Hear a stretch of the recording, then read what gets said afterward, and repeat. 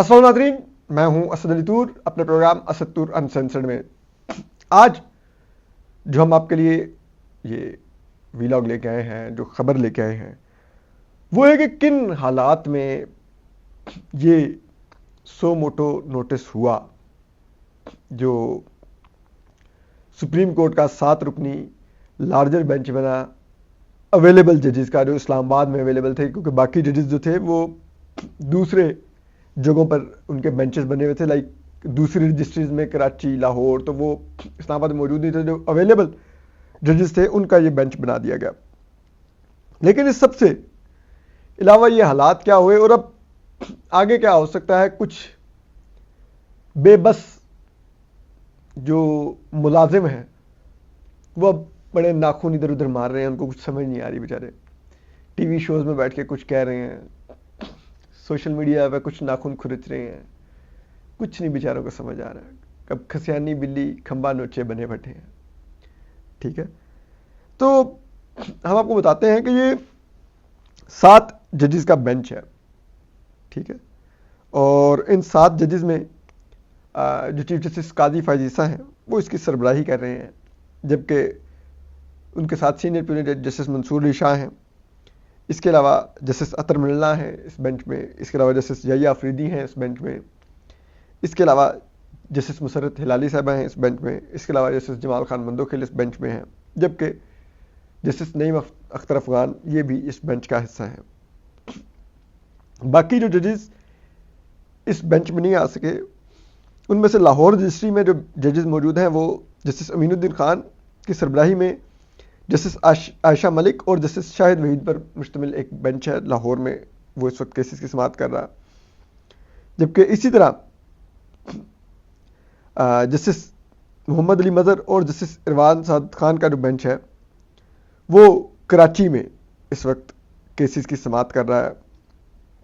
जबकि जस्टिस मुनीब अख्तर और जस्टिस शाहिद वहीद का जो बेंच है, जस्टिस मुनीब अख्तर और जस्टिस सैयद हसन अजहर रिजवी, इनका बेंच भी कराची में केस की समाअत कर रहा है। अब चीज़ ये है कि ये जजेस तो इस्लामाबाद में मौजूद ही नहीं थे, इसलिए ये बेंच का हिस्सा भी नहीं। लेकिन बड़े बड़े वक्त हमने भी देखे हैं। मुझे याद है कि एक दौर में कोई इसी तरह का मामला टेकअप होना था, तो चीफ जस्टिस काजी फैज़ ईसा कराची जा रहे थे बेंच के लिए। उन्होंने कराची में अपना बैंक कैंसिल करवा दिया और उन्होंने कहा जी कि मैं इस बेंच का हिस्सा बनना चाहता हूँ। खैर अलग बात है कि जो उस वक्त के चीफ जस्टिस उमरता बंदयाल साहब थे वो भी अपना धड़ा लेके चल रहे थे, उन्होंने फिर भी काजी फैज़ ईसा साहब को बेंच में शामिल नहीं किया। तो एक दौर में तो चीफ जस्टिस काजी फैज़ ईसा इतने ईगर होते थे और इस तरह से भी बेंचेस का हिस्सा बनने की कोशिश करते थे। लेकिन अब अगर देखा जाए तो उनको बेंच बनाने का मौका मिला है, लेकिन इन जजेस को जो उनके अब लाइक माइंडेड नहीं है, लाइक जस्टिस मुनीब अख्तर खुसूसन और जस्टिस आयशा मलिक और जस्टिस शाहिद वहीद, तो वो भी फिर इस बेंच का हिस्सा नहीं बन सके क्योंकि वो दूसरे शहरों में थे। लेकिन अब दिलचस्प बात यह है कि ये सो मोटो जो लिया गया है, इस सो मोटो की बुनियाद आपको समझने के लिए आपको जस्टिस तसद्दुक हुसैन जिलानी साहब का खत पढ़ना होगा, जो उन्होंने कमीशन से माजरत की सरबराही करने से और कमीशन चलाने से, क्योंकि वो यक रुकनी रुकन थे, क्या सरबराही या क्या वही थे वाहिद। ठीक है, तो उसमें जस्टिस तसद्दुक हुसैन जिलानी साहब ने जो बड़ी अहम बातें की, एक तो उन्होंने सुप्रीम कोर्ट, फुल कोर्ट और चीफ जस्टिस काजी फैज़ ईसा की पिछली एक्सरसाइज को सारी को दफन कर दिया।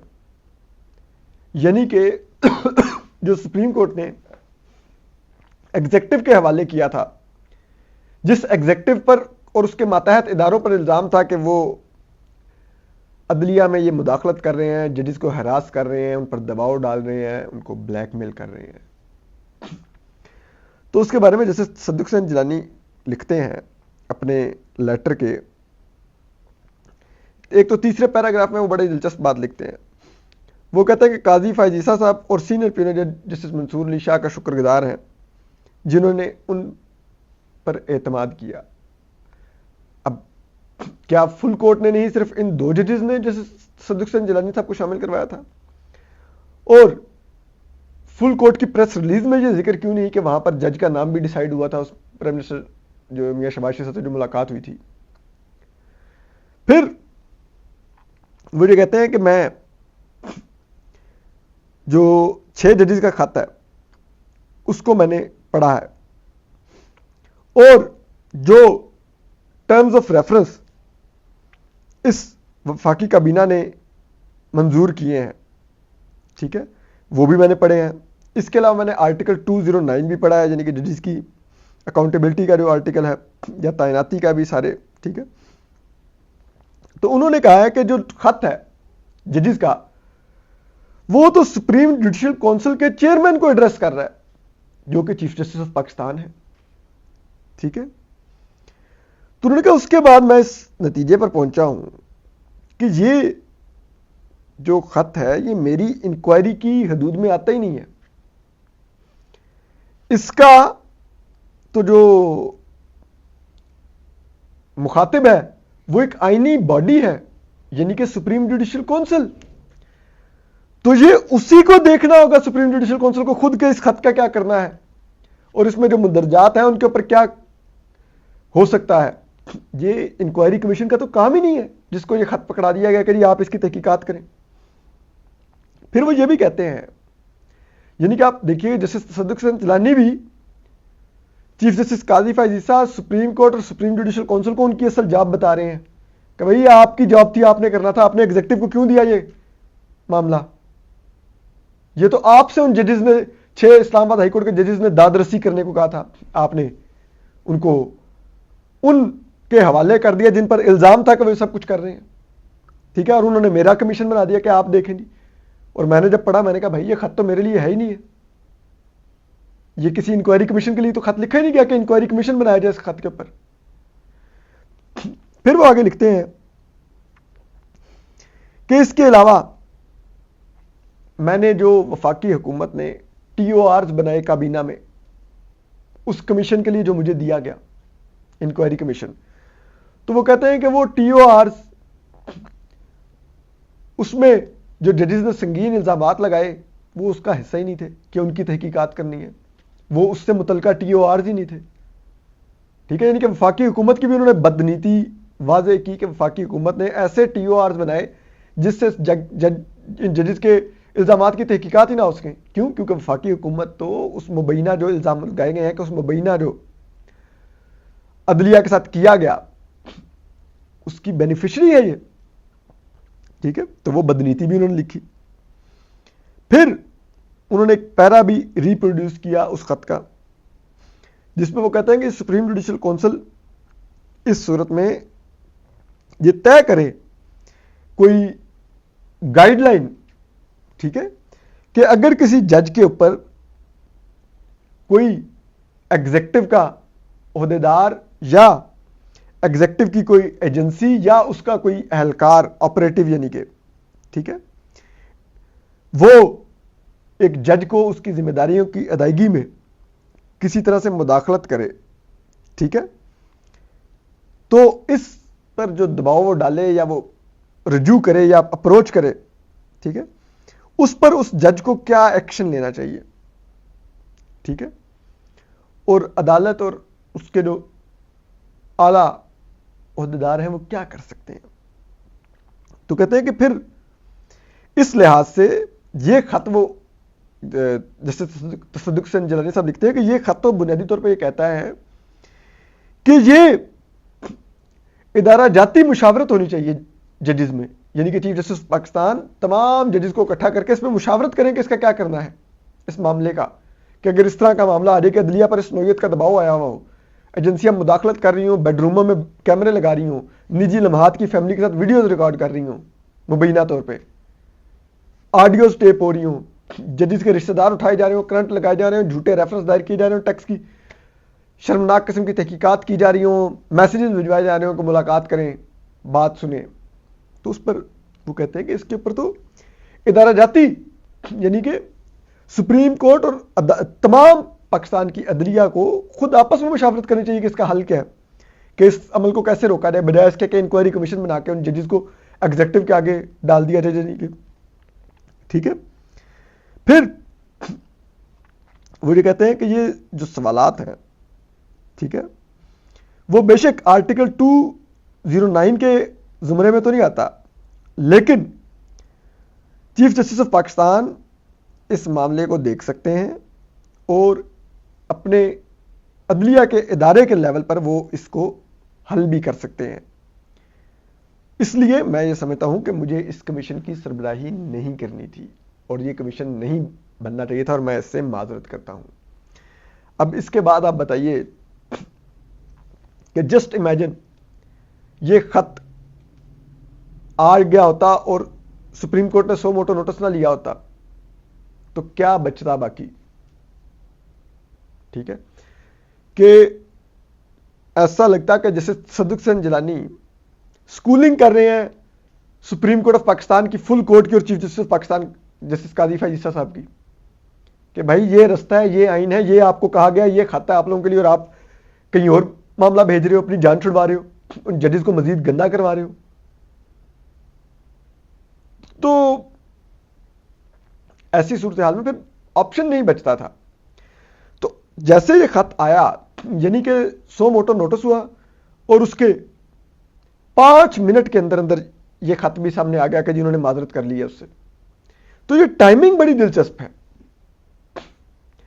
گزشتہ رات ہم نے یستور انسینسرڈ میں آپ کو خبر دی تھی کہ یہ جو جسٹس صدق حسین جیلانی صاحب ہیں یہ غور کر رہے ہیں کہ یہ کمیشن چھوڑ دیں اور یہ مت اس کا حصہ بنے، کیونکہ ان کو آئیڈیا ہو رہا ہے کہ جو ان سے جو کام لیا جانا بڑا گندا کام ہے، قابل اعتراض کام ہے. وہ ایک شریف النفس جج ہے، ان کی صحیح عزت بھی اس میں ساری رل جائے گی. ہم نے آپ کو گزشتہ روز خبر دی تھی اور آج وہی سچ ثابت ہوئی. تو اب بات یہ ہے کہ ایسے میں اگر یہ 100 موٹو لیا گیا تو کیا ایسا ظاہر ہوتا ہے کہ یہ خط 100 موٹو کے ویٹ میں روکا گیا تھا تاکہ فل کورٹ اور چیف جسٹس قاضی فائز عیسیٰ کو امبیرسمنٹ کا سامنا نہ ہو. وہ لے لیں تو پھر کمیشن سے ریکیوز کر لیا جائے. ٹھیک ہے، اور پھر اس کے فوری بعد یہ خط منظر عام پر آ گیا. ٹھیک ہے، اب یہ 1 تاریخ کی اس میں ڈیٹ ہے، 1 اپریل کی. پتہ نہیں صبح کتنے بجے کا یہ خط بھیجا جا چکا تھا، ریسیو ہو چکا تھا، اس پر ٹائم نہیں نوٹ ہوا. لیکن اس سب سے ظاہر ہوتا ہے کہ اس خط کا کہیں نہ کہیں 100 موٹو نوٹس سے تعلق بنتا نظر آتا ہے اگر آپ ڈاٹس کنیکٹ کریں. پھر آپ دیکھیے کہ اس سب کے بعد 100 موٹو ہو گیا، اب بینچ بن گیا 7 رکنی. ٹھیک ہے، اب اس بینچ کے بعد آپ دیکھیے کہ جو کچھ ملازم اور کارکن صحافی ہیں نا، جو آج کل خوب ان 6 ججز کے خلاف بھی جنہوں نے یہ خط لکھا ہے مہم چلا رہے ہیں، ایسی لاجکس دیتے ہیں، ایسی لاجکس دیتے ہیں کہ مجھے اتنی ہنسی آتی ہے کہ اتنی سطحی ذہنیت کے مالک یہ لوگ ہیں. ریٹائرڈ جج سے بہتر کون انکوائری کر سکتا ہے، کیونکہ اس کو اپنی ملازمت کی کوئی فکر نہیں ہوگی. ہاں کیا لاجک دی گئی. ٹھیک ہے، اب وہ دوسرا رخ اور اس طرح کے ناموں سے ٹویٹیں کر رہے ہیں، اور وہ ٹویٹ کا ڈرافٹ جو ان کو بھیجا گیا ہے وہ ایک ہی ہے، وہ واٹس ایپ کیا گیا سب کو، ایک ہی ڈرافٹ ہے. ٹھیک ہے، اور وہی سب کوئی اہم ترین کے نام سے ٹویٹ کر رہا ہے، کوئی کسی نام سے ٹویٹ کر رہا ہے، 2-4 لفظ اوپر نیچے کر کے.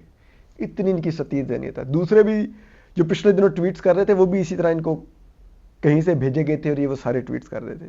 اور ان میں بڑی ہنسی آتی ہے کہ جس کسی نے بھی ان کو رکھا ہوا ہے، ٹھیک ہے، جو بھی ان کو یہ ڈائریکشن دے رہا ہے، یہ ٹیکسٹ کا ڈرافٹ دیتا ہے کہ یہ آپ نے ٹویٹ کرنا ہے، لگتا ہے اس نے یہ تحریریں لکھوانے کے لیے بڑے نکمے لوگ رکھے ہوئے کہ ان کو تحریریں بھی نہیں لکھنی آتی کہ چیزوں پر دلیل کیا کھڑی کرتے ہیں، ریفرنسز کیا دیتے ہیں، کون سی ماضی کی نظیر ہیں، کہیں نہیں، یہ بس لگے ہوئے ہیں.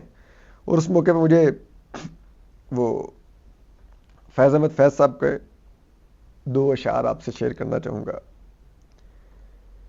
جن کا دین پیروی کذب و ریا ہے ان کو، ہمت کفر ملے، جرت تحقیق ملے، جن کے سر منتظر تیغ جفا ہیں ان کو دست قاتل کو جھٹک دینے کی توفیق ملے. یعنی کہ ان سب کی اب تحقیقاتی صحافتیں کہیں سے آئے ہوئے واٹس ایپ کی مرہون منت ہیں، جز وقتی تحقیقاتی صحافی ہیں کہ اگر فلاں جماعت اقتدار میں نہیں ہوگی تو یہ سویلین سپریمیسی کے بھی حامی ہوں گے. یہ ٹھیک ہے، یہ تحقیقاتی صحافت بھی کرتے بڑے چیمپئن نظر آئیں گے. اور وہ جماعت اقتدار میں آ جائے تو اس جماعت کو اگر اسٹیبلشمنٹ اقتدار میں لائی ہو تو یقین کیجئے یہ لوگ جو ماضی میں گناہ عمران ریاض خان وغیرہ کرتے رہے ہیں یہ ان سے بھی زیادہ خطرناک ثابت ہوتے ہیں. یہ اس حد تک جا کے اسٹیبلشمنٹ کے لیے کام کرتے ہیں اور اس حد تک باریک واردات ڈالتے ہیں کہ وہ تو نکمے تھے، ان سے تو واردات بھی صحیح نہیں ڈل رہی تھی. یہ تو اس لیول کی واردات ڈالتے ہیں کہ آپ انگلیاں دبا کے منہ بیٹھے رہ جاتے ہیں کہ بھئی نہیں یار آپ بھی، اور یہ کام، یہ وہ لوگ ہیں، یہ وہ لوگ ہیں. تو بہرحال اب چیز یہ ہے کہ اب یہ کھسیانی بلیاں کس قسم کے کھمبے نوچ رہی ہیں. اب وہ ایک جو وہ بقول ہمارے دوست اسنات ملک صاحب کے جو کسی کے پتہ نہیں کس کے وہ کہتے ہیں، پتہ نہیں کس کے پی آر او کیا کہتے ہیں ان کو، وہ میں سن رہا، مجھے بڑی ہنسی آ رہی، ایسی پھس پھسی آرگومنٹس دے رہے کہ نہیں وہ ایک دفعہ کیس کی سماعت کے دوران گلزار احمد، عمرتا بندیال صاحب بھی بینچ میں تھے تو جسٹس قاضی فیصل نے ایک واٹس ایپ میں کہا رہی کہ اس میں ان کو ایک ہلکے کی ڈیولپمنٹ کا یہ آیا تو اٹارنی جنرل صاحب یہ دیکھ لیں، تو انہوں نے چیف جسٹس قاضی فیصل کے خلاف ہی فیصلہ دے دیا کہ آپ کیسز نہیں سن سکتے عمران خان کے. تو پھر اب تو پھر ایسا بھی ہو سکتا ہے، نہیں کہ وہ کہنا چاہتے کہ اس کیس میں ان 6 ججز کے خلاف چیف جسٹس قاضی فیصل صاحب آرڈر دے دیں کہ آپ نے کیونکہ یہ خط لکھا ہے تو اس کے بعد آپ آج کے بعد کوئی سیاسی کیس نہیں سن سکتے. یعنی کہ وہ اپنی اس خواہش کا پتہ نہیں اظہار کر رہے تھے یا وہ بتا رہے تھے کہ کیا اب اس بینچ میں مبینہ طور پہ کوئی واردات ڈالی جا سکتی ہے ان 6 ججز کے خلاف ہی. یعنی کہ جو کام وہ کہنا چاہ رہے تھے کہ وفاقی حکومت نے کرنا تھا ان سے تو چلے کمیشن اڑ کے رہ گیا. ملک کے چوٹی کے قابل اور غیر جانبدار وکلا نے اڑا کے رکھ دیا ان کے کمیشن کو، جن کو جسٹس تصدق حسین جیلانی صاحب کو وہ کمیشن دیا، انکوائری کمیشن، انہی پتوں سے ایسی ہوا ملی کہ کچھ بچے ہی نہیں پلے. تو کیا وہ کام یہ کہہ رہے تھے کہ بینچ کے ذریعے لیا جائے گا؟ پتہ نہیں، میرا نہیں خیال ایسا ہو سکتا ہے. لیکن بیچارے کیا کریں، اسی طرح کے کھسیانی بلی کھمبے نوچیں گے تو ان سے ہمیں ہمدردی کرنی چاہیے. لیکن معاملہ گمبھیر ہے اور اس کے اوپر یقیناً ہمیں امید رکھنی چاہیے کہ یہ سپریم کورٹ کا بینچ اس معاملے کی لائیو نشریات نشر کرے گا جیسے دوسرے عوامی مفاد کے کیسز کی ہوتی ہے. کیوں؟ کیونکہ ان 6 ججز کے خط سے پوری عدلیہ پر ایک کوسچن مارک لگ گیا، ان کے فیصلوں پر کوسچن مارک لگ گیا ہے اور عوام کا اعتماد بری طرح مجروح ہوا ہے. تو عوام کا اعتماد تبھی بحال ہوگا جب انصاف ہوگا، نہیں ہوتا ہوا عوام کو نظر بھی آئے گا کہ دیکھو ان 6 ججز نے خط لکھا تو سپریم کورٹ نے کتنا سخت ایکشن لے کے اپنی عدلیہ کی خود مختاری، غیر جانبداری کو انہوں نے جیلسلی گارڈ کیا، اس کا تحفظ کیا. یہ دکھانا ہوگا عوام کو. اور اس خط میں لگائے گئے جو الزامات ہیں جو مبینہ طور پر مداخلت کے، وہ اگر درست نکلتے ہیں تو پھر اس پر بھی بات آگے بڑھنی چاہیے. یہ چند ریمارکس تک، بڑکوں تک بات نہیں رہنی چاہیے. تو یہ موڈ آپ کو نظر آ جائے گا بینچ کا ویڈنسڈے والے دن کے بعد کس طرف جاتی ہے. اس طرف جو کہتے پھر رہے ہیں کہ یہ تو ججز کے خلاف ہی بینچ الٹا ایکشن لے لے گا، یا ان کے خلاف جو پاکستان کی عدلیہ کو پولیٹیکل انجینئرنگ کے لیے استعمال کر رہے ہیں، یہ بات اس میں کلیئر ہو جائے گی. تو اب دیکھتے ہیں بات کیسے آگے بڑھتی ہے. بہرحال سو موٹو ہو گیا ہے. ہم آپ کو اپڈیٹ کرتے رہیں گے کہ کیا ہے اور کیا ہونے جا رہا ہے. اپنا خیال رکھیے. اللہ حافظ.